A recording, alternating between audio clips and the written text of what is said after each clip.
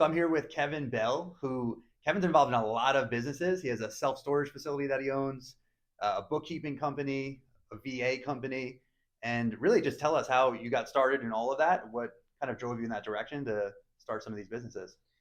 Man, yeah, so many things. It's like maybe too many things. The balls are up in the air. I guess the way that I got started with all those is I'm so curious, and I have that entrepreneur brain that's like always working, and I always have these ideas, and I really try to lean into doing something with those ideas.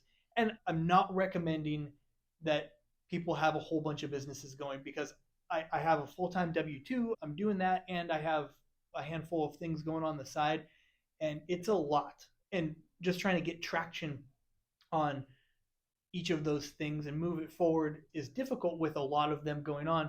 But each one of them came out of seeing an opportunity, seeing a problem that exists, and then trying to solve for that problem. And the idea comes up, and I can't just sit on the idea. I want to, at least experiment, iterate a little bit. Yeah, I can relate to that. With there's so many different things you can do, and when you get these ideas, it's like I don't want to let that one go.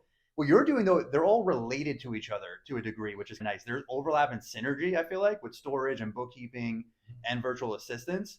Um, how do you plan on utilizing these companies together in any way? Like, do you plan on actually your bookkeeping company can work on all your storage portfolio? You could use the VA company to help your other businesses. Is that kind of how you envision some of these things playing together?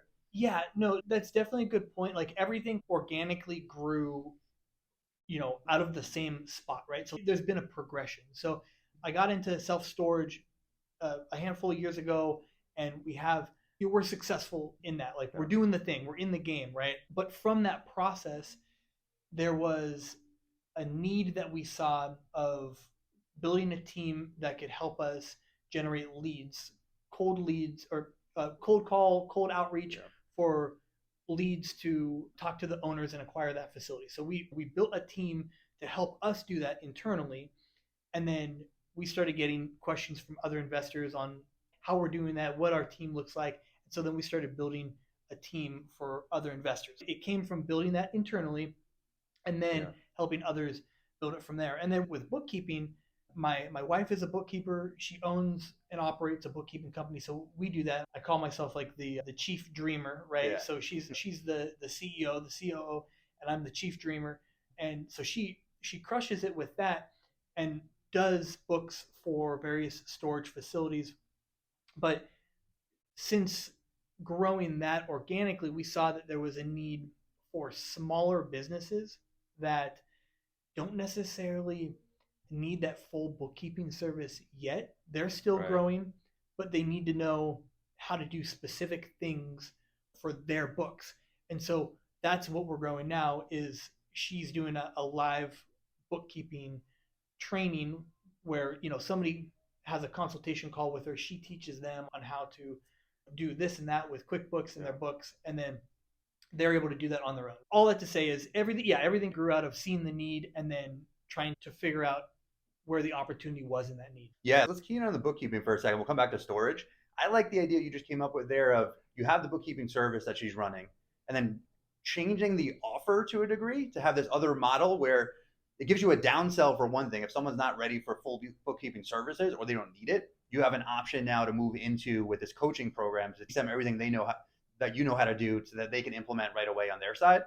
So how did you guys come up with that idea of sort of changing just a typical bookkeeping service model and incorporating more of like a consulting, training, and that side of things?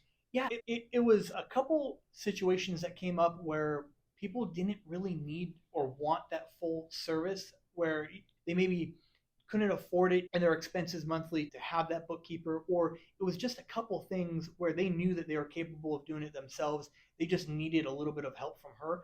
And so it was that opportunity where I can train them, I can teach them to fish essentially, and give them value, provide them with the specifics that they need to handle their books on their own. They can pay for that consultation, and then eventually when they grow, it will be a perfect scenario where she's now the expert, right? She taught them how to do the thing.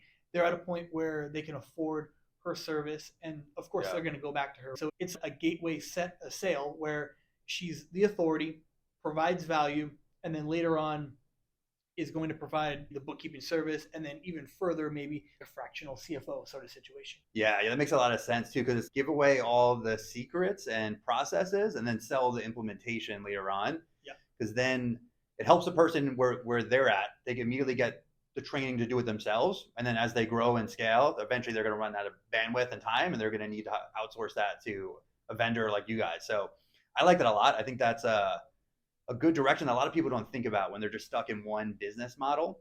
Like you can shift and add these other offers into what you're doing, and that's all going to flow nicely together as people level up. Like eventually they need the fractional CFO. There's so much room in the education industry. I'm not saying that's what she's in or that's what that service is, but just educating people on a valuable skill not only cements you as an authority, an expert, but it's breeding a relationship that will pay dividends in the future. It's if I taught you how to, I don't know, find self storage. I know you know how to find self storage, but if I taught you how to find self storage and how to do everything that it takes to acquire self storage, when you actually find that facility, you're going to come to me for that next step. You might even come to me to invest or to be part of that acquisition, right? So it's giving so much value away. She's giving that value away, and they'll come back. Yeah.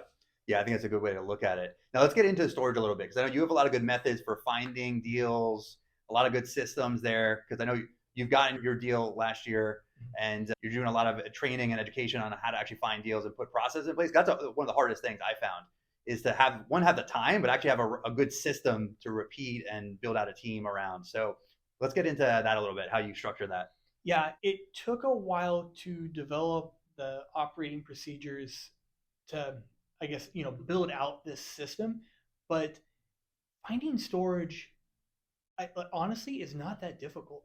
The 101 on finding self storage is finding a good market, and if that market is has a big enough population where it can sustain the facility that you're looking at and growth of that facility, where the population is growing, the household income is enough where people can afford rent raises and different things like that. If you find that good market, and then you find the facility in the market that needs value added to it, so it might not have a website, or it doesn't have a good website, maybe the owner is still like fully operating the facility and they're the ones answering the phone, right. Different things like that kind of check those boxes, then you're in the game, right? And so we developed the SOPs to find those facilities by identifying the market and identifying the facilities in those markets that fit that buy box. And we did all of this ourselves.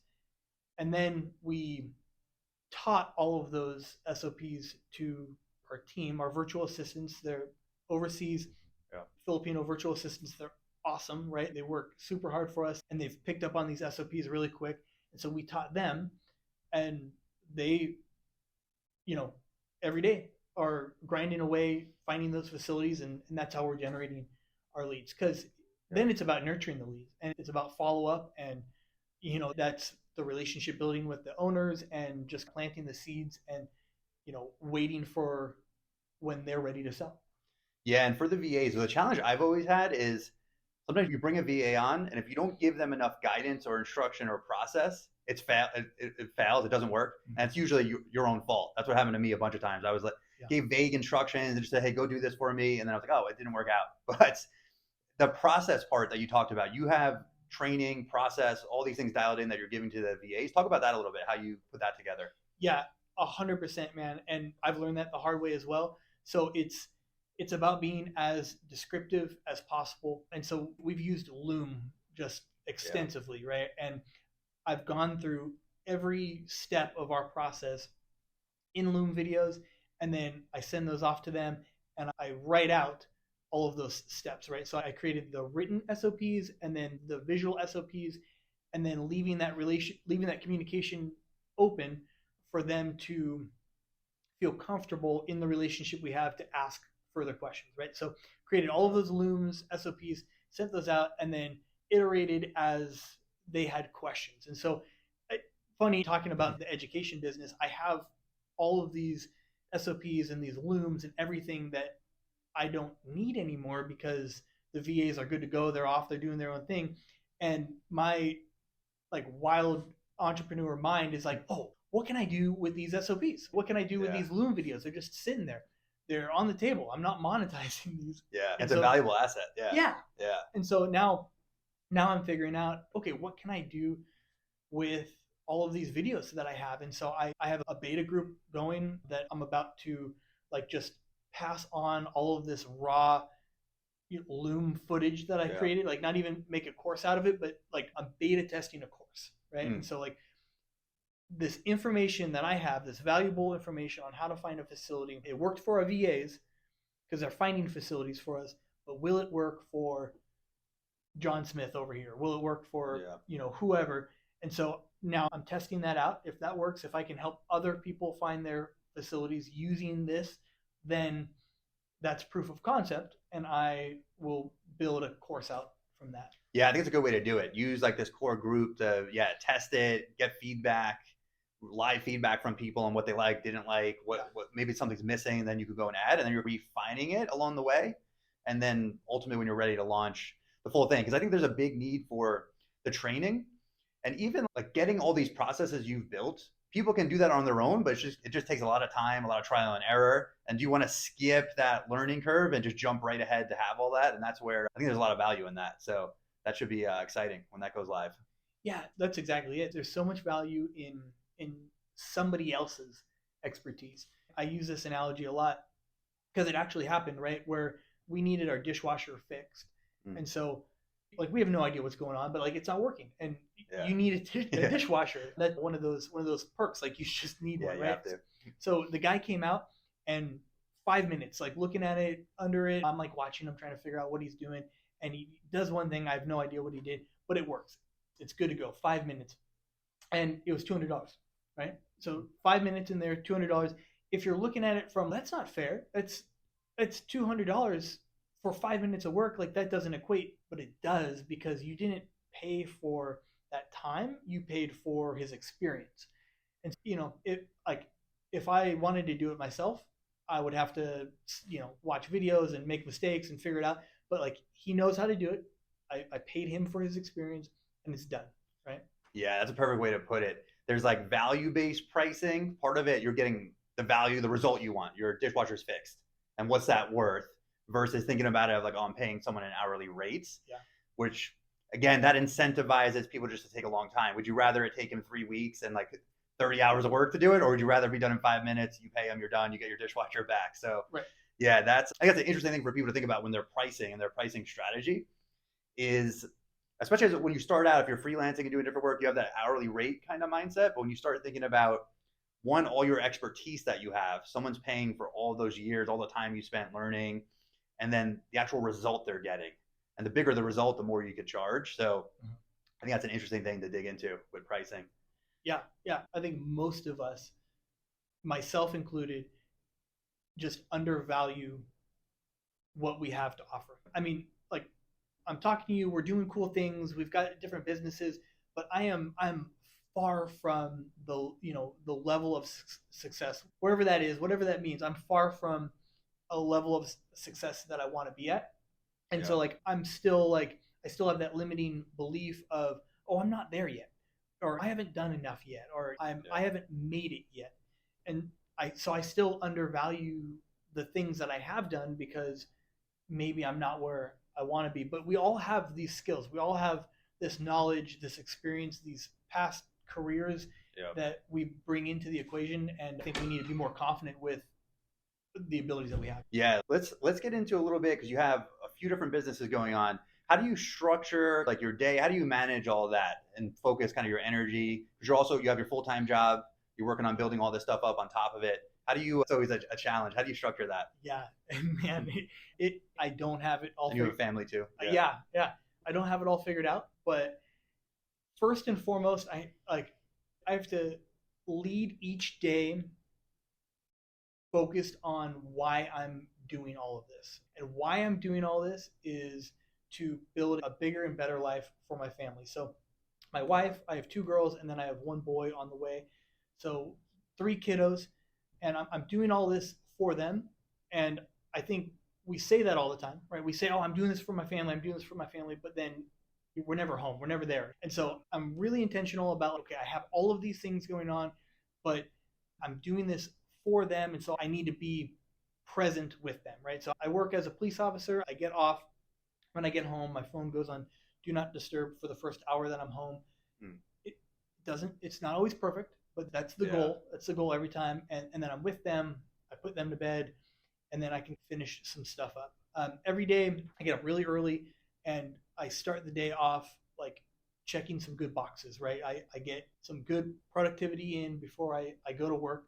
While I'm at work, I have little windows where I'm able to get some stuff done, and then I have a team that helps me a lot in the background, right? The VAs, and so I try to sneak it in when I can. Do I wish that I didn't have to go to my W-2 so I could have that whole day to work on all this? Totally, but I don't have that luxury right now. So it's, I don't know. Everyone says time blocking, and everyone talks about productivity hacks and everything. I don't have any of that figured out, but what I do know is that I'm doing all of this for the future of my family, so they need to be number one. And then, everything falls in there. And I have a to-do list a mile long of things that I need to get done and things that I want to get done. And I just try to chip away. It's not perfect, though. I don't have it all figured out. Yeah, I think that's great advice, though, because especially with your family and knowing your why, because then you could base a lot of decisions around that. It's easy to lose sight of that. I'm guilty of that for sure, where you're just so focused on all these different ideas, all these different businesses, it eats up all your time. And then what I found myself is, even with my family, I would not be on my phone, like looking at emails, checking stuff, and then it doesn't end because there's no real end to it. It's just there's so many things you could do. So being like intentional and then focus with your time, so you're getting a lot done in less time. I think you do a really good job of that with all the different things you're starting. And I think a lot of people can learn from this too. A lot of people get ideas, and it's easy just to analyze them all day and never do anything. I think you're a good example of having these ideas and then starting and implementing, and then getting that first step through for these different companies. So what would you recommend for other people that are trying to launch their first business? They have a bunch of these ideas, they haven't really executed yet, they're researching, they're learning. What do they do to get started? What's the kind of that first step? Yeah, I hope this comes across as good advice, because this is the truth to it, but you just have to start. And I know that if I was back in that position and somebody said that to me, I might not resonate with it. It might not like feel right to me to hear that. What does that mean? Just to start. But you have an idea, figure out what that first step is to take action on that idea. So there's two main characteristics that I'll talk about with being successful in whatever it is, right? And so it's seeing a problem and recognizing the opportunity from that problem, right? So just observing the problem and the opportunity. And then it's not just action, but it's the velocity of your action. And so you could have a great idea, you could see an opportunity, it could be $1 million idea, and you could take action on it at some point. But if you're not quick about it, if you're not like jumping on that and experimenting, it might not ever happen. You might just sit on this idea or sit on this like slow rolling action for years. So it's recognize that opportunity and take action quickly. And as far as what action to take, like beta test at the most minimal level. So I guess the most recent example would be the bookkeeping thing. Is we saw this opportunity, and my wife already has a bookkeeping service going. Not that was necessary by any means, but we're launching like this whole other service on top of that. So we saw this opportunity. It was a matter of days that I had a website up, a Calendly link up. I'm talking to you about SEO and marketing and everything like that, and we're just trying to move that forward. Is it working right now? Is there anybody coming in, or people banging down our door? No, but action was taken quick. And so, I don't know, people might not like that answer, but you just have to start, and it's going to be ugly, and it's not going to work maybe right off the bat, but like you just have to start. Yeah, and I think there was a couple good nuggets there too. One of like, when you have this big thing you're trying to do, it looks very difficult, or it looks like it's so far away, that end result, but just what is the next immediate thing you need to do? What is that first step? And then only focus on that. And that's really can eliminate a lot of the fear and the anxiety of, okay, I got to do all these different things. It's going to take me forever. But you just focus on that one thing. You can get that done. And then now what's the next thing? And just keep moving. And when you look back, you'll have done a lot. Then when someone has an idea and they're getting some momentum, what would you recommend next? Do they just keep looking at what's the next kind of thing holding them back, the next bottleneck, and just keep chipping away? Or where do they go to continue to scale? Yeah, I think I'm at that point in a lot of different things that I'm working on. So Yeah. I'm working through that like in real time. And my strategy to that is find people that know what I'm trying to do better than me. And so, Yep. okay, I keep using this example because it's so fresh right now. We had this bookkeeping service, this live bookkeeping training thing that we launched. Boom. Okay, idea out there, ready to go. Okay, now we're in motion. And I'm like, all right, what's the next step? Next step is getting traffic, right? Bringing leads in. So am I an expert at that? No. Okay, but John's an expert at that, right? So that's why we sat down for Yeah. 30 minutes talking about that today. And so it's, where are you in that journey of your idea or your business? Like, where's that sticking point or that hurdle? Can you solve for that? Is that something that you can learn how to do or that you already know how to do? Cool. Okay, go for it. If not, find somebody that does. And then that goes back to maybe Yeah. paying somebody for their experience. And if that's what's required to get over that hurdle quick, right, then that's what needs to happen. Yeah, and I think as an entrepreneur and business owner, there's so many different things you need to learn. So I think there is a point where you have to recognize, is it worth me trying to learn this? Can I get good enough at it fast enough to make a difference? Or do I just skip the line, bring in an expert who can help me? Mhm. I think weighing those decisions gets tricky too. When you're strapped for cash and you're on like a minimal budget, that's where you might have to invest the time and just figure out, okay, I got to learn this. I got to spend the next weeks or months, however long, learning this skill so I can do it. And then eventually you could hire out a little easier because you have that baseline knowledge. But yeah, knowing when to bring in an expert, when to do it yourself. I think if you can and you do have some budget to dedicate, bringing in someone who knows you can learn from all their experience, I think is always a good option. Yeah, I think, what's that quote by Dan Martell? That's 80% done by somebody else.